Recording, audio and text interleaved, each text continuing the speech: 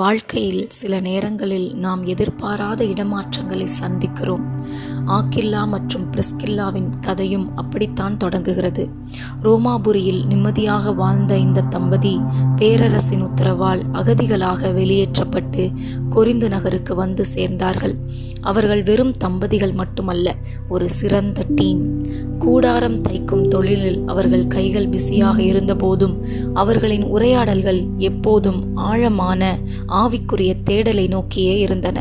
கடின உழைப்பும் தளராத விசுவாசமுமே அவர்களின் அடையாளம்.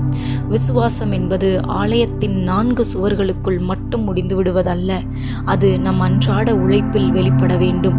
ஆக்கில்லா பிரிஸ்கில்லா தம்பதிக்கு அவர்கள் தகிக்கும் வெயிலில் தைத்த கூடாரங்கள் வெறும் வியாபாரம் மட்டுமல்ல, அதுவே அவர்களின் பலிபீடம்.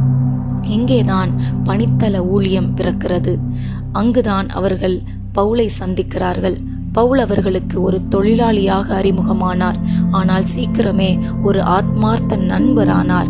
சுமார் 1.5 ஆண்டுகள் அவர்கள் ஒரே கூரையின் கீழ் வாழ்ந்து வேலை செய்து நற்செய்தியை பகிர்ந்து கொண்டார்கள்.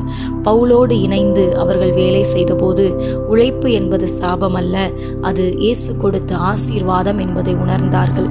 நேர்மையாக உழைப்பதும் அதன் மூலம் பிறருக்கு உதவுவதும் ஒரு பெரிய ஆராதனை என்ற இறையியல் உண்மையை அவர்கள் வாழ்ந்து காட்டினார்கள்.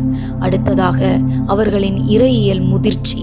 அப்பல்லோ ஆவேசமாக பேசினார், ஆனால் அவர் யோவானின் திருமுழுக்கை பற்றி மட்டுமே அறிந்திருந்தார். கிறிஸ்துவை பற்றிய முழுமையான அறிவு அவருக்கு இல்லை.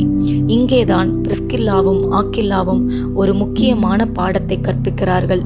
ஆர்வம் மட்டுமே போதாது, சத்தியம் துல்லியமாக தெரிந்திருக்க வேண்டும். அவர்கள் அவரை பொதுவெளியில் கண்டிக்கவில்லை, அது அவர்களின் முதிர்ச்சியை காட்டுகிறது. அவரை வீட்டிற்கு அழைத்து இறைவனின் வழியை இன்னும் துல்லியமாக விளக்கினார்கள். ஒரு விசுவாசிக்கு சத்தியத்தை பற்றிய தெளிவு எவ்வளவு அவசியம் என்பதையும் அதை அன்போடு பகிர வேண்டிய முறையையும் இங்கே நாம் காண்கிறோம். இறுதியாக இல்லமே திருச்சபை. ஆரம்ப கால கிறிஸ்தவத்தில் பிரம்மாண்ட கட்டிடங்கள் இல்லை. ஆக்கில்லா பிரிஸ்கில்லா தம்பதி தங்கள் வீட்டின் கதவுகளை திறந்து வைத்தார்கள். சபை என்பது ஒரு கட்டிடம் அல்ல, அது விசுவாசிகளின் ஐக்கியம் என்ற இறையியல் கருத்தை அவர்கள் நிலைநாட்டினார்கள்.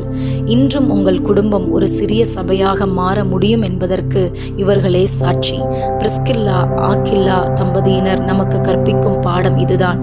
உழைப்பை ஊழியமாக்குங்கள், சத்தியத்தில் தெளிவாயிருங்கள், உங்கள் இல்லத்தை இயேசுவினிடமாக்குங்கள்.